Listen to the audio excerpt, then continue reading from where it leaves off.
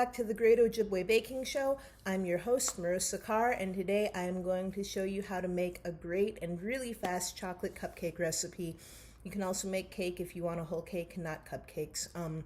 This morning I was on a phone call with one of my coworkers, and she said, hey, my friend made me all these chocolate chip cookies. They're really good, but I have too many. If I stop by your place later, can you text me your address and I'll do a contactless delivery and drop you off some cookies? And I said, fuck yeah, because who doesn't love chocolate chip cookies, right? But since she's going to be stopping by and doing that later, I wanted to bake something that I could send back to her. Like, she brings me cookies, I give her something too.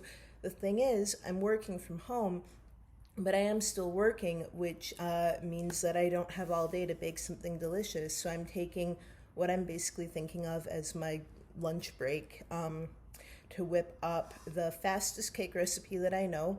It's also really good. I think you guys are gonna like it, and I'm gonna show you what we do now. So I'm gonna start by putting together my wet ingredients. And in my wet ingredients, the first thing that I have is a cup of lukewarm water.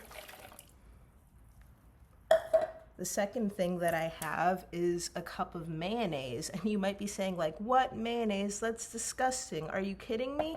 But the thing about mayonnaise is that actually mayonnaise is an emulsion of eggs and oil, which are a lot of the same ingredients that we would usually find in a cake recipe.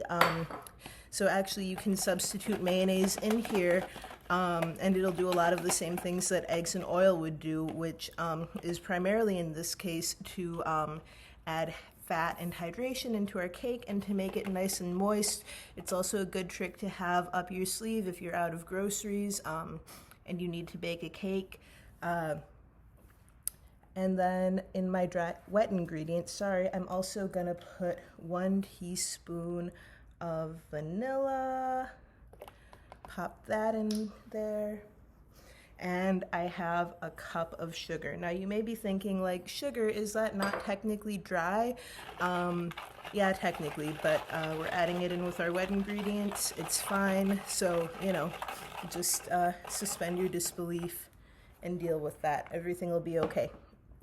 Setting that aside, now I'm gonna mix up my dry ingredients. So I have 2 cups of flour. I have a 1/2 cup of cocoa powder. And in this case, there are 2 kinds of cocos. There's what's called a Dutch processed cocoa and a natural cocoa. And the difference is the amount of alkaline that the cocoa powder has, which affects how it reacts with different ingredients. In this case, I'm using a natural cocoa. And I have 2 teaspoons of baking soda. Gonna pop that in there. I'm gonna whisk this together. I should have done my dry ingredients first because now my whisk is wet, but it's gonna be fine. And something about the mayonnaise, I used mayo. You could also use Miracle Whip if that's something that you have. Personally, I think Miracle Whip is disgusting. I don't fucking eat it. But if you do and you have it, you could use that instead. You might even be able to use like a really thick, creamy salad dressing if you look at the ingredients and you see that eggs and oil are in there as an ingredient. So I've got my dry mixture together. I'm gonna go ahead, pour in my wet mix. I'm gonna make sure that I kind of scrape the bottom of the bowl and get all of that sugar that's kind of hanging out at the bottom down in here. Oh, I have a spatula. Let's use that. Even better.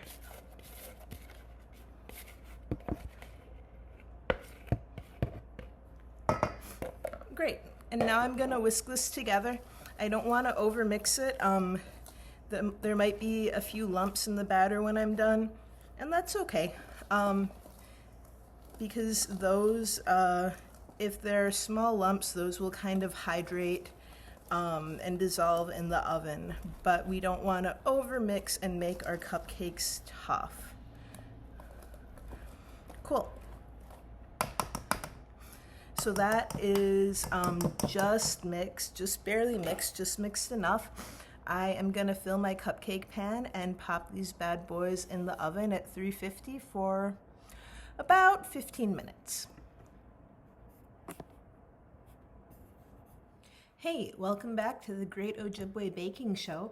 My cupcakes are out of the oven and cooled, and my workday has just wrapped up. Yay! So I am gonna put together a chocolate frosting real quick to throw on these cupcakes so they're ready for my coworker when she gets here to drop off the cookies and pick up some treats. So first, I have a stick of butter. I've softened it to room temperature. And I'm gonna give it a nice little blend with my fucking stand mixer. You could do, my hand mixer. You could do this with a stand mixer too. I don't feel like pulling mine out, so I'm just gonna do it like this. Okay, my butter's a little balled up in there. That's okay, it's not a big deal. I also have 1 3/4 cups of powdered sugar. And this is a 1/3 cup of cocoa powder. So I'm gonna dump all this in here and blend it up with our butter some more and try to get things kind of mixed together.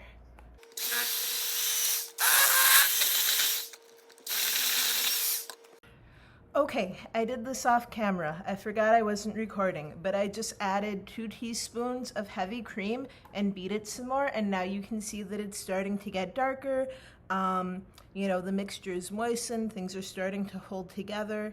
Now I'm gonna add a teaspoon of vanilla extract and keep mixing. And you have to mix for kind of a while, but eventually after you mix, all of this is gonna come together into a mass. You can see that as I've continued mixing, my frosting has gone from kind of sand to looking like small pebbles. So now I'm just gonna keep going. If I need to, I might add just a dash more cream. I think for now I'm okay. But if you mix this and it's too stiff, that's always something you can do to loosen it up a little bit. So I mixed everything up. I did end up adding just a dash more heavy cream. And now you can see my frosting is a nice, light, spreadable consistency. So I'm gonna go ahead, I'm gonna put this in a piping bag, and let's decorate some fucking cupcakes. So you can see our cupcakes came out of the oven real nice. I put our chocolate frosting in a piping bag fitted with a rosette attachment, and now we're just gonna give these guys a little fucking swirl.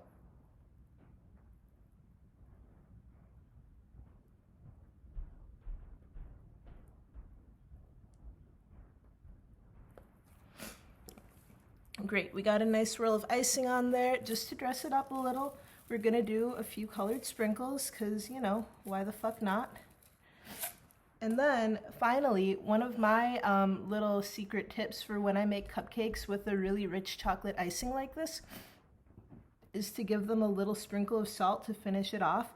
We don't want a lot. The goal isn't to make this shit salty, but salt enhances flavor, and also I think it cuts some of the richness of this chocolate frosting. So these cupcakes are going to my coworker. I'll probably keep like 1 or 2 for myself because it looks pretty fucking good. So let's see how we did.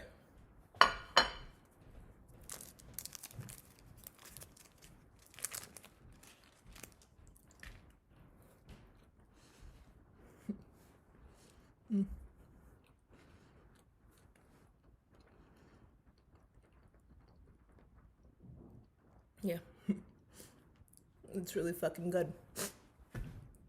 So thank you for joining the Great Ojibwe Baking Show. We'll be back soon with more fucking baking adventures. If you have any questions, leave it in the comments. If there's something that you want to bake with me in the future, leave that shit in the comments too. Thanks for joining. We'll see you next time on the Great Ojibwe Baking Show. I got nowhere to go, did I hang out on the street? My folks say I got